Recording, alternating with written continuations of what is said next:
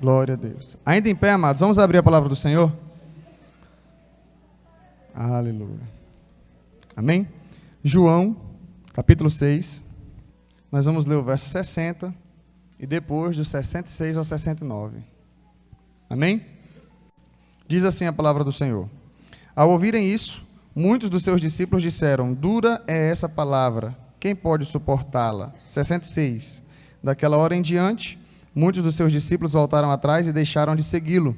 Jesus perguntou aos 12: vocês também não querem ir? Simão Pedro lhe respondeu: Senhor, para quem iremos? Tu tens a palavra de vida eterna. Nós cremos e sabemos que és o Santo de Deus. Amém. Mantenha sua Bíblia aberta, feche seus olhos. Grandioso Deus e Pai, nós te louvamos, nós te exaltamos e te bendizemos, ó Deus, por esse momento tão maravilhoso na tua presença, pela oportunidade que temos de conhecer-te mais, pela oportunidade que temos de aprender da tua palavra. Por isso, ó Pai, te pedimos que o que aprendermos hoje venha repercutir em nossa vida cotidiana, em nossa prática, em nome de Jesus. Amém e amém. Os irmãos podem se assentar.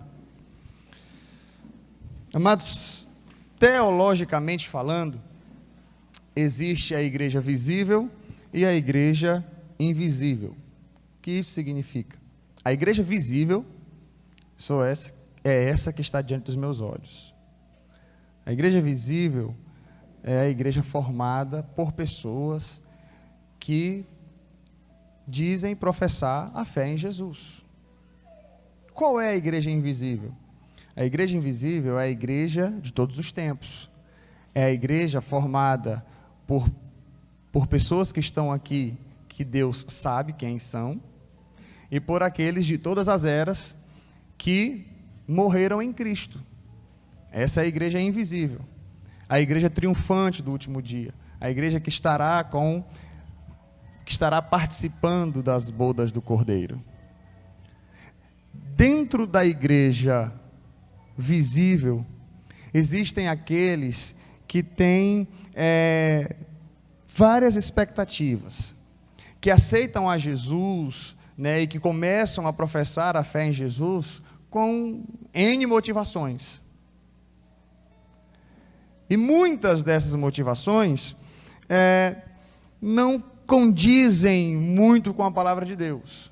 Porque algumas pessoas chegam a Jesus querendo melhorar a sua condição financeira. Algumas pessoas chegam a Jesus achando que Ele é alguém assim que pode ajudar a crescer financeiramente. Eu vou até utilizar uma frase aqui do pastor Augusto Nicodemos, que a gente vê muito circulando nas redes sociais, que diz o seguinte: Jesus, Ele veio trazer salvação ao pecador. Prosperidade financeira, estude, trabalhe, se qualifique, que você terá. Nós não podemos inverter as coisas. Quando nós observamos, irmãos, para esse tipo de exemplo, e nos voltamos para a palavra de Deus, vem um questionamento para mim, e que eu gostaria de também compartilhar com os irmãos. Deus tem correspondido às minhas expectativas? Faça essa pergunta, vamos fazer juntos. Deus, diga, tem correspondido às minhas expectativas? Talvez seja mais fácil para você responder esse questionamento ao final. Mas essa pergunta não coloca em xeque a pessoa de Deus, mas ela deve colocar em xeque as minhas expectativas. Será que as expectativas que eu tenho nutrido acerca de Deus, será que as expectativas que eu tenho nutrido acerca de Cristo, são expectativas que Ele irá corresponder? Diante do texto que nós lemos e o que nós estaremos trabalhando hoje, nós veremos dois grupos. Primeiro é o grupo dos que têm expectativas terrenas, e depois nós veremos o grupo dos que têm expectativas eternas, ou expectativas celestes. O capítulo 6 inicia apresentando a multiplicação dos pães. E a partir do versículo 2, a palavra do Senhor mostra que grande multidão continuava a seguir Jesus por um motivo. Qual o motivo? Porque eles viram os sinais miraculosos que ele tinha realizado nos doentes. Então, essa multidão seguia Jesus por um motivo, eles viam os milagres. No versículo 14, após o milagre da multiplicação dos pães, diz: depois de ver o sinal miraculoso que Jesus tinha realizado, o povo começou a dizer: sem dúvida, este é o profeta que devia vir ao mundo. Sabendo Jesus que pretendiam proclamá-lo rei à força, retirou-se novamente sozinho para o monte. Então, quando as pessoas reconheceram que Jesus era o profeta, e esse era um discurso que reconhecia em algum momento, ou em algum grau, a messianidade de Jesus,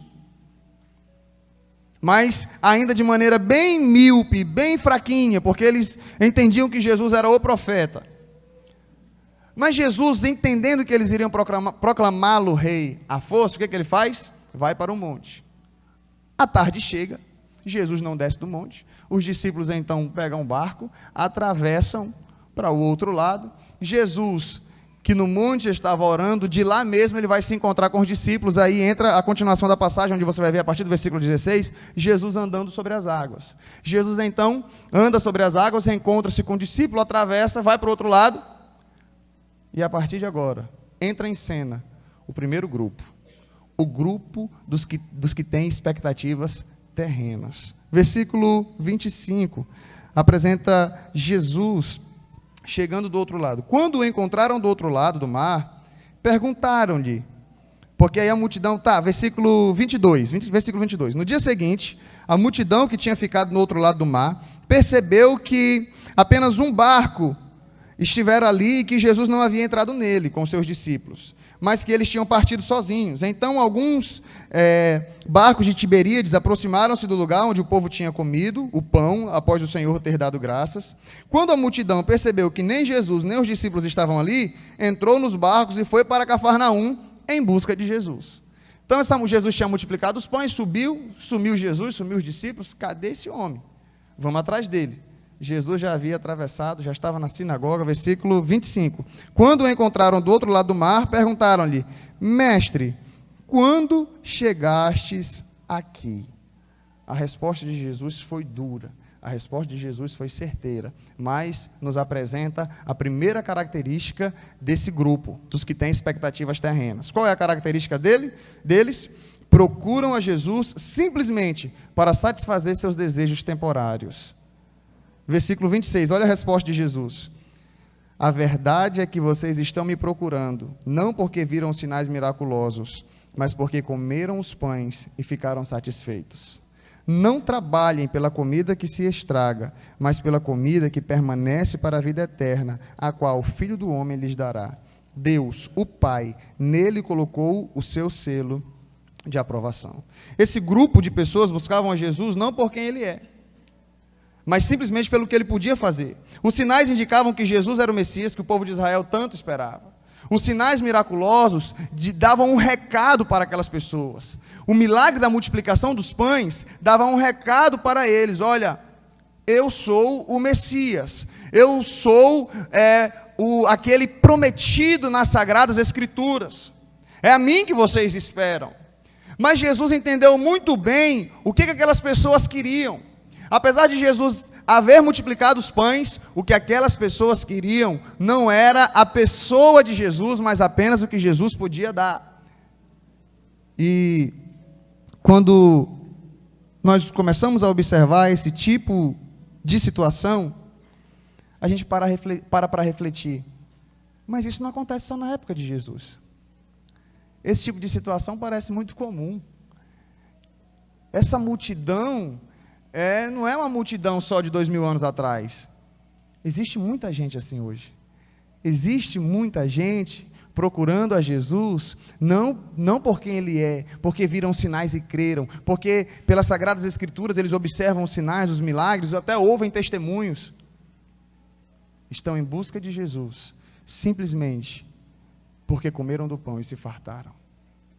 Tem lá no YouTube um videozinho chamado O Pão do Céu, desenho bíblico. Depois você pode pesquisar lá no YouTube. O Pão do Céu, desenho bíblico. É muito engraçado porque eles pegam exatamente essa passagem, essa situação, e colocam dois padeiros reclamando da vida. Ah, mas é muito difícil acordar cedo para trabalhar, fazer pão e não sei o que lá e tudo. Quando pensa que não, eles percebem Jesus, vem, multiplica os pães, e aí um deles tem um estalo. Pá, quer saber de uma coisa? A gente pode ficar sem trabalhar pelo resto da vida.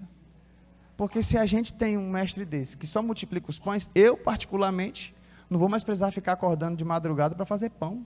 Eu chego com 2, Jesus multiplica, já está bom demais. Aí, no desenho, ele começa a incentivar os outros. Um é pescador, o outro é ferreiro. Imagine você tendo um mestre que pode fazer tudo por você. Aí entra exatamente nesse contexto. Quando vão proclamar Jesus rei, a intenção deles não é boa, Jesus vai para o monte orar. O objetivo não era esse. E aí o desenho mostra toda a continuação da história, exatamente esse padeiro com a multidão chegando para Jesus, e Jesus sendo duro com eles, porque a partir de então, o que Jesus começa a apresentar a eles, o que Jesus começa a dizer para eles, não agrada muito aos seus ouvidos, porque eles tinham expectativas em Jesus que não podia ser satisfeitas naquele momento. E aí nós começamos a observar então a segunda característica desse grupo. A primeira característica é que eles procuram a Jesus simplesmente para satisfazer seus desejos temporários. A segunda característica, eles tentam a Deus sempre buscando mais benefícios. Versículo 30. Então lhes perguntaram: que sinal miraculoso mostrarás para que o vejamos e creiamos em ti? Que farás? Os nossos antepassados comeram maná no deserto, como está escrito, ele lhes deu a comer pão do céu. Declarou-lhes Jesus: digo-lhes a verdade, não foi Moisés quem lhes deu o pão do céu, mas é meu Pai quem lhes dá o verdadeiro pão do céu. Pois o pão de Deus é aquele que desceu do céu e dá vida ao mundo. Disseram eles: Senhor, dai-nos sempre desse pão. Então Jesus declarou: eu sou o pão da vida. Aquele que vem a mim nunca terá fome, aquele que crê em mim nunca terá sede. Mas como eu lhes disse, vocês me viram, mas ainda não creram. Irmãos, o que nós podemos observar é que essas pessoas estavam apenas tentando a Jesus, porque o versículo 2 diz que eles seguiam a Jesus por causa dos sinais miraculosos que ele fazia. O versículo 14 diz que eles reconheceram, após a multiplicação dos pães, que Jesus era o profeta que devia vir ao mundo. Agora eles chegam para Jesus com esse discursinho fajuta, dizendo: que milagres fazes para que creiamos em ti? Ah, Moisés promoveu o maná que veio do céu. Que milagres fazes tu? Estava tipo assim dizendo: por que não multiplicas o pão novamente? Por que não fazes mais milagres para a gente viver apenas à custa de milagres? Para a gente não precisar mais trabalhar? Para a gente não precisar se qualificar se a gente quiser uma condição de vida melhor? Porque eu aceito Jesus, eu não preciso mais estudar, eu não preciso mais me qualificar para eu ter um pouquinho de mais conforto, né? Basta aceitar Jesus, que Jesus dá tudo. Ah, eu estou querendo o carro do ano, aceita Jesus. Ah, eu estou querendo comprar um sofá novo, Jesus dá. Ah, é porque eu não estou muito satisfeito, sabe, com chuveiro frio lá de casa, e aí, botar o chuveiro elétrico é caro. Aceita Jesus, que aí ele vai dar dinheiro para tu pagar a conta de ter chuveiro elétrico. É uma visão tão medíocre, sabe? Mas as pessoas tentam a Deus. Chegam para Jesus: Senhor, uma vez quando eu era criança, eu perguntei assim: papai, às vezes eu fico vendo as pessoas dizendo que tem que colocar Deus na parede, empurrar assim, dizendo: Senhor, se tu não me der algo, se tu não fizer isso comigo, eu vou abandonar a fé. Pode fazer isso, papai? Ele falou: meu filho, pelo amor de Deus. Pelo amor de Deus, com quem você está aprendendo isso? A gente escuta aí uns testemunhos, né, de vez em quando, as pessoas falando. Colocar Deus na parede, segurar pelo gogó assim e dizer: se o Senhor não me der, eu vou te abandonar. Mas parece que Jesus, ele fica, né? Ô, meu filhinho, não faça isso não, eu vou ficar tão triste, eu vou perder um terço da minha glória se você fizer isso. Parece que a gente é que está no comando, sabe? Essa ideologia antropocêntrica que tem entrado nas igrejas, parece que Jesus fica como um coitadinho assim na beira do caminho, falando: ô filho, não desiste de mim, não estou sendo suficiente para você, tudo que você pede eu dou. É uma visãozinha muito pequena de Jesus, sabe? É uma visão muito pequena de Deus. Somos nós que precisamos dele. E querer tentar ele para dizer assim: ai, maná no deserto, que milagres fazes tu para que creiamos em ti? Que hipocrisia, gente. Que hipocrisia. O Brasil, as pessoas sabem quem Jesus é. Aqui a maioria, quem celebra o Natal, celebra a Páscoa, pelo menos sabe dos milagres e tudo, né? Não, mas eu vou ali naquela igreja porque, sabe, eu estou querendo trocar o carro, eu estou querendo isso, eu estou querendo isso, eu estou querendo um presente, eu estou querendo... Às vezes, a gente quer vir para Jesus por coisas tão pequenas, mas a gente já sabe que Ele é o Messias. Você já sabe que é só Ele que pode te dar salvação. Você já sabe que é só Ele que pode transformar a sua vida. Mas, muitas vezes, o que atrai são os presentes. E eu vou te dizer, se as expectativas que tem nos atraído a Jesus é isso, a gente vai ter uma grande decepção. E o que nos mostra isso são os versículos que nós lemos inicialmente. Mas nós começamos a observar nessas pessoas que o objetivo deles é apenas tentar a Jesus para receber mais milagres. E F.F. Bruce, ele diz o seguinte sobre essas pessoas: o que eles queriam, Jesus não podia dar. O que ele oferecia, eles não queriam receber. E Jesus começa agora a apresentar que Ele é o pão da vida. Nós queremos o pão assim como foi dado o maná no deserto. Jesus fala, vocês querem um pão? Eu tenho um pão, muito mais valioso. E esse pão sou eu. Aquele que come da minha carne e bebe do meu sangue, esse tem a vida. E Jesus começa a dar um discurso tão profundo, tão maravilhoso, que daria uma outra pregação, só o discurso de Jesus. Uma pregação não, várias pregações, porque é um dos textos mais poderosos, é quando Jesus começa a apresentar quem Ele é. Aqui tem um tratado sobre salvação aqui. Essas pessoas não gostaram do discurso de Jesus. Aí entra a terceira característica desse grupo. Primeiro, eles buscam a Jesus apenas para satisfazer suas necessidades temporárias. Segundo, eles tentam a Deus sempre buscando mais benefícios. E terceiro, decepcionados, o abandonam. Versículo 60, que foi o que nós lemos na abertura da ministração. Ao ouvirem isso, muitos dos seus discípulos disseram, dura é essa palavra, quem pode suportá-la? Versículo 66, daquela hora em diante, muitos dos seus discípulos voltaram atrás e deixaram de segui-lo. Porque as pessoas, esse grupo que tem expectativas terrenas, vão abandonar a Jesus. Sabe, mas pastor, por que Jesus então fez um milagre? Porque aqui no versículo 66 diz, daquela hora em diante, muitos dos seus discípulos, não era talvez toda a multidão, mas uma grande parte dela. Sabe, Jesus faz um milagre por misericórdia. E essa compaixão que Jesus sente, faz com que esse milagre aconteça. Agora, com um objetivo específico, que as pessoas saibam e entendam quem é Jesus. Aí, irmãos, quando essas pessoas abandonam a Jesus, escandalizados, decepcionados, isso me mostra que existem muitas pessoas que aceitam a Jesus, que Jesus até faz um milagre na vida dela, que Ele até promove uma cura, que Ele restaura o casamento, que se a pessoa orou, implorou ao Senhor e Ele deu, mas se a expectativa é só terrena, não vai durar muito. Tem uma hora que cansa, sabe? Tem uma hora que cansa, porque a cruz fica muito pesada. As minhas expectativas são terrenas. E vai ter uma hora que Jesus vai olhar para você e vai dizer assim, você está me seguindo, não é porque está vendo os sinais e crendo. Você só está me seguindo porque está comendo do pão e está se fartando. O pão que você tem que comer sou eu. O alimento necessário sou eu. A sua bebida é o meu sangue. Jesus está falando em termos espirituais, mas Ele está falando de um comprometimento com Ele. E se a visão é terrena apenas, vai desistir, vai cansar no meio do caminho, e ainda vai desistir decepcionado com Deus, e ainda vai sair resmungando, não, eu não quero não, esse negócio é muito difícil, é um discurso muito duro, sabe? Muito duro. Estava vendo e vivendo os milagres, vendo e vivendo os milagres. Na hora que Jesus confronta dizendo, está errado o seu ponto de vista, eu também não quero mais. Parece criança birrenta, não tem? Que o pai dá tudo, a mãe dá tudo, tudo. Aí quando fala assim, não tem, ninguém me ama, ninguém me quer nessa casa. Dorme, almoça, janta, lancha, escola, faz de tudo. Aí o pai e a mãe falam, não vai ter mais isso, mas ninguém me ama. Ninguém me quer mais nessa casa. Eu sou o preterido. Aí tem gente fazendo isso com Deus. Dá saúde, dá oportunidade de trabalho, dá tudo. Vem para Jesus com expectativa meio distorcida, ele ainda faz milagres e sinais. Na hora que ele confronta e fala, tem que mudar a visão, eu também não quero mais, agora eu vou abandonar tudo. Expectativas terrenas. Isso é triste.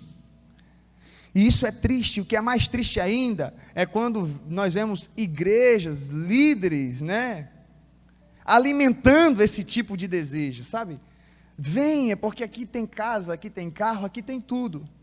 Eu queria ver um dia esses líderes falando assim, olha, a gente pregou errado, a gente falou tudo errado, a gente vai fazer igual Jesus aqui no capítulo 6. Olha, quem quiser agora, o discurso verdadeiro, Jesus é o pão da vida, mas e a prosperidade, e o culto da vitória, e o carro, não tem mais nada disso aqui. Eu quero saber quem quer Jesus.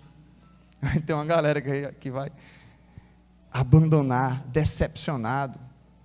Aí vai ser uma perda de lucro muito grande, né? Vai ser uma perda de lucro muito grande. Então a gente não pode fazer isso, tá? Bispos, diáconos, a gente não pode mudar o discurso. O discurso é esse, vamos continuar porque a multidão está vindo, a igreja está enchendo, o negócio está fluindo, então vamos lá. O negócio vai produzir aqui. Fazer igual Jesus no capítulo 6, Deus que nos livre disso. Isso não é bom. Isso mancha a nossa imagem. Expectativas terrenas, isso é triste. Isso é triste. Versículo 48 ao 50, o discurso de Jesus é tão duro, olha o que ele diz no versículo 48. Eu sou o pão da vida. Os seus antepassados comeram maná no deserto, mas morreram. Todavia, aqui está o pão que desce do céu, para que não morra quem dele comer. Eu sou o pão vivo que desceu do céu. Se alguém comer desse pão, viverá para sempre. Esse pão é a minha carne, que eu darei pela vida do mundo. Irmãos, Jesus, ele começa a apresentar a essas pessoas o fato de que ele é eterno. Ele começa a dizer, olha, as expectativas de vocês são terrenas, mas eu tenho algo a falar para vocês. Coloquem os olhos de vocês na eternidade, porque você come desse pão, mas você morre. O pão que eu tenho para oferecer vai lhes dar vida eterna. Ele durará para a eternidade, mas quem tem expectativa terrena, meu irmão, não quer saber de eternidade. Quem tem expectativa terrena não quer saber de visão no reino. Quem tem expectativa terrena não está nem aí para essas coisas, só sabe dizer uma coisa: esse discurso é duro. E escandalizados abandonaram a Jesus. Mas entra em cena agora o grupo dos que têm expectativas celestes. Quando essas pessoas abandonam a Jesus, Jesus vira-se para os 12. Jesus é corajoso, sabe? Imagina assim, um pastor que chega, prega e tal, aí todo mundo vai-se embora, aí ele olha só para a equipe da liderança, que de repente estava sentada atrás nas cadeiras, né? Aquele estilo assim. Tem que ser corajoso, né? E vocês? Já de repente pode sair todo mundo, o pastor fica sozinho. Jesus se vira para os 12, pergunta, versículo 67. Jesus perguntou aos 12, vocês também não querem ir? E aí Pedro, cheio do Espírito Santo de Deus, responde, Senhor, para quem iremos? Tu tens as palavras de vida eterna, nós cremos e sabemos que tu és o Santo de Deus. Primeira característica, agora entra em cena o segundo grupo, o grupo dos que têm expectativas celestes. Primeira característica deles, buscam em Jesus soluções eternas. Enquanto o primeiro grupo, dos que têm expectativas terrenas, buscam soluções temporárias para problemas temporários, o grupo dos que têm expectativas eternas, buscam em Jesus soluções eternas. O que Pedro diz na frase dele? Fala, tu tens as palavras de vida eterna. Versículo 68, a parte B. Tu tens as palavras de vida eterna. Nós vemos um discurso muito parecido com o da mulher samaritana. Quando Jesus começa a falar com a mulher samaritana, isso no capítulo 4 ainda, de João, nós já estamos aqui no capítulo 6. Jesus começa a falar com ela, olha, ali na beira do poço, né? Começa-se falando sobre a água natural, mas Jesus coloca o discurso espiritual. A água que eu tenho para dar, fará jorrar em você um rio, para a eternidade. Senhor, quem bebe dessa água jamais vai ter sede. Senhor, eu quero essa água.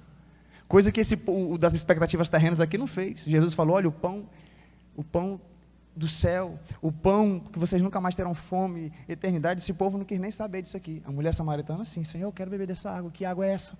Me dá dessa água. Ela prova dessa água, fala para todo mundo, olha, tem alguém que falou minha vida ali todinha, será que não é ele, o Cristo, o Messias? É ele, sim, deve ser. Então vamos ver, as pessoas, a multidão vem, escuta Jesus, volta para a mulher e fala, olha, nós não cremos mais só porque tu nos falaste, mas nós cremos porque nós vimos, nós ouvimos dele e sabemos. Agora não é apenas o teu testemunho que nos convence, mas nós vimos o que você falou. O que Pedro está dizendo é, tu tens as palavras de vida eterna.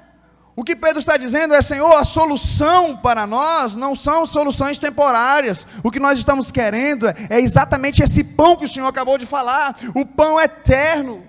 E se é o Senhor que é esse pão, é em Ti que nós devemos estar, é aqui que nós vamos ficar. Tu tens palavras de vida eterna.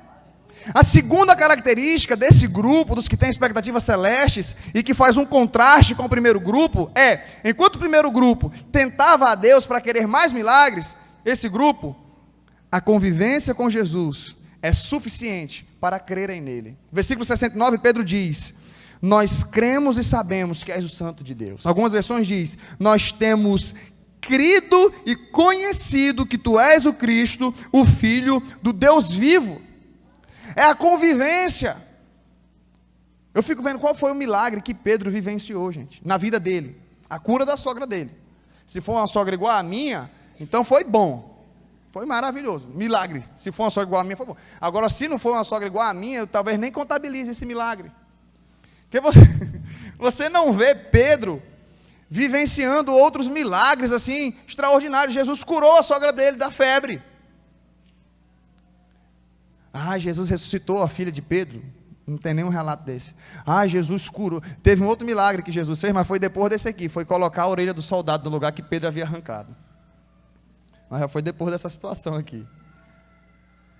O que Pedro está dizendo, não é porque Pedro vivenciou 20, 30 milagres. Não, Senhor, nós temos crido e conhecido, porque eu, na minha vida mesmo aqui, eu ressuscitei. O que Pedro está dizendo, eu estou andando com Jesus, eu estou vendo o que está acontecendo.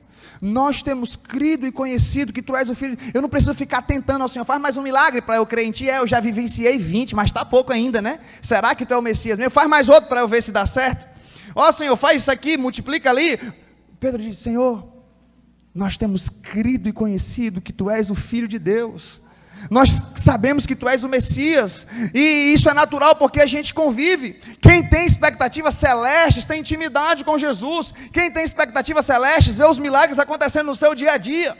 Todo culto de terça-feira e vigília, tem a família Castro na igreja, conta testemunho. Isso é maravilhoso, gente. Isso é intimidade. Isso é bom demais. E Pedro diz, Senhor, nós temos crido e conhecido que tu és o Cristo, Filho de Deus. É natural, é cotidiano, todo dia nós temos visto isso. Não, eu não tenho milagre para contar, não. Eu estou até achando que eu vou desistir desse negócio de seguir Jesus, porque os milagres só acontecem na vida dos outros. Não acontece com a gente, parece. Só vejo o povo falando de bênção, de bênção, de bênção, e não acontece nada comigo, vou abandonar. Pedro podia falar isso. A gente não vê muitos relatos. Mas o que Pedro diz, Senhor, eu tenho visto, nós temos convivido, temos crido, conhecido, sabemos que tu és o Messias, o Cristo, o Filho do Deus vivo. E a terceira característica desse grupo, dos que têm expectativas celestes, é que depois de passarem por tudo isso, eles não o abandonam, pois em nenhum outro alguém existe o que eles procuram. Enquanto o grupo dos que têm expectativas terrenas, decepcionados, abandonam a Jesus, esse grupo dos que têm expectativas celestes não abandonam a Jesus, porque em nenhum outro alguém existe o que eles procuram. Versículo 68, a parte B, Pedro pergunta, Senhor, para quem iremos nós? Tu tens as palavras de vida eterna. É para quem, não é para onde. Eu até fiz uma música uma vez assim, porque para onde eu irei, se só tu tens palavras de vida. A gente fala tanto onde, mas não é onde, é quem. Eu fiquei procurando, onde foi que eu achei esse onde? Que a gente fala tanto onde. Para onde eu irei se só tu tens palavras de terra? Não é um lugar, é alguém. O versículo diz: para quem eu irei? Ou para quem nós iremos, se só tu tens palavras de vida eterna? Sabe o que Pedro está dizendo? Se nós já achamos o Messias, se nós já achamos aquele que o Antigo Testamento promete, eu vou para quem mais? Aquela multidão dos que têm expectativas terrenas, que reconheceram no versículo 14, que Jesus era o profeta que devia vir ao mundo, foram procurar algum charlatão que pudesse enganar eles. Foram procurar, porque naquela época tinha muita gente aparecendo, dizendo que era o Cristo, dizendo que era o Messias. Era o anseio do povo, era o anseio dos judeus, cadê o Messias? E tinha muito charlatão. A gente vê isso lá no discurso de Gamaliel, lá em Atos dos Apóstolos, quando os discípulos são presos, e aí Gamaliel chega com um discurso e fala assim: gente, tantos outros se levantaram dizendo que era o Cristo. Se esse Jesus, esse movimento dos discípulos dele, se acabar isso aí, assim como os outros, natural. Agora, se for de Deus, vai prevalecer. Então, que não sejamos pegos lutando contra Deus. Foi o que Gamaliel fala lá em Atos dos Apóstolos. Então, isso nos dá respaldo para entender que tinha muito charlatão se levantando, dizendo que era o Cristo naquela época. Aquela multidão que abandonou Jesus, foi em busca de um outro alguém que pudesse satisfazer os seus desejos temporais, em busca de outro alguém que pudesse satisfazer suas necessidades físicas, que era só isso que eles queriam. Pedro e os discípulos: Senhor, nosso foco é a eternidade. Os nossos olhos estão colocados no reino. Para quem nós iremos, se nós já achamos o Messias? Para quem eu irei? Se é no Senhor que nós temos palavras de vida eterna, para quem nós iremos? É em Ti que as nossas expectativas são satisfeitas. Não preciso de mais nada, não preciso de mais ninguém. É no Senhor, se nós o achamos, nós vamos ficar contigo. Estamos juntos e misturados, abraçados, e ninguém nos separa. Esse é o discurso de Pedro. Esse é o discurso dos que têm expectativas celestes. Eles observam ou buscam em Jesus soluções eternas. Segundo, eles não precisam tentar a Jesus em busca de milagres, porque Jesus está perto deles. A convivência, a intimidade. Nós temos crido e conhecido que Tu és o Cristo, o Filho do Deus vivo. E terceiro, não o abandonam, porque em nenhum outro alguém eles encontram aquilo que eles podem encontrar apenas em Jesus. Sabe, quem tem expectativa terrena, sai daqui: não, Deus não me deu o que eu quero, eu estou precisando de uma cura, eu estou precisando de uma bênção, tá? Tu vai para onde? Eu vou ver se eu consigo ali no terreiro. Mas vou ver, se não der certo lá, vou procurar em outro lugar. Eu vou procurar, tem religião virada, né? Muita religião. Enquanto ele não tiver o que ele quiser, ele vai em busca de uma religião, de outra. Expectativa terrena é isso, gente. Eu vou para a igreja evangélica, rapaz, o negócio lá está meio fraquinho, o pastor só fica falando de visão no reino, de reino, eu quero é comer pão, meu amigo. Eu vou para uma igreja, outro lugar aí, sei lá, alguma coisa que dá pão. E Pedro fala: Senhor, para quem iremos nós, se só Tu tens palavras de vida eterna? Nós temos crido e conhecido que Tu és o Cristo, o Filho do Deus vivo. Meu querido, se você já encontrou Jesus, se nele você encontra tudo o que você precisa no que diz respeito à eternidade, o resto é acréscimo. O resto é resto. Ah, mas tem aquele irmão que tem 2 casas e 2 carros. E daí? A maior alegria é saber que esse irmão não tem a sua visão nisso. E aí o Espírito Santo de Deus fala: tudo que você precisa sou eu. Coloque suas expectativas em mim, foque em mim. Mas e o resto? O resto é resto. E quando a gente enxerga o resto como resto, o resto vai ser um resto grande. Porque resto é resto. E esse carrozinho é resto. E essa casa aí, resto. Isso aí. Eu não perco noite de sono por causa disso não, sabe? É difícil, né? Às vezes tem gente que nem recebe. Não recebe não é porque Deus é ruim, não, porque Deus é bom, porque senão perde o foco está no reino. Aí de repente ele tira o foco do reino e começa a olhar para o resto. E aí de repente Deus tem que falar assim: poxa, meu filho, quando você não olhava para o resto era tão bom. Você não percebe que quanto mais o seu foco é no reino, mais o resto, mais aparece resto. Tudo. Então quando a gente tem a visão no reino: Senhor, isso aqui tudo é Teu. como o meu foco está no reino, os meus olhos estão no reino, os meus olhos não estão nisso. Irmãos, o que Pedro e os discípulos estavam dizendo para Jesus era simplesmente uma coisa: expectativa na eternidade, olhos na eternidade, porque isso é visão de águia, como o último pedaço do pão que a gente lançou aí no YouTube. Isso é visão de águia, é poder olhar para cima. Visão terrena é visão medíocre, é visão pequena. Qual é o seu sonho? O meu sonho é ter uma conta bancária gorda. Qual é o seu sonho? O meu sonho é ter estabilidade financeira, fazer aplicações no banco e conduzir lá as ações e tudo. Ou visão medíocre. É uma visãozinha muito pequena ainda, sabe? Porque é uma visão terrena. Agora, quando os seus olhos estão na eternidade, você fala: Senhor, me dê graça e sabedoria para gerir a minha vida e ser um bom mordomo de tudo aquilo que o Senhor tem me dado. Expectativa na eternidade. Sabe por quê? Quando os nossos olhos estão na eternidade, se vem, bem; se não vem, amém. Não me decepciono com Deus, porque meus olhos não estão nisso. Foque na eternidade. E eu quero finalizar com uma frase que diz o seguinte. É uma frase de Richard Baxter. O céu pagará qualquer prejuízo que possamos sofrer para ganhá-lo, mas nada pode pagar o prejuízo de perdê-lo. O céu pagará qualquer prejuízo que possamos sofrer para ganhá-lo, mas nada pode pagar o prejuízo de perdê-lo. Te convido a ficar em pé nesse momento.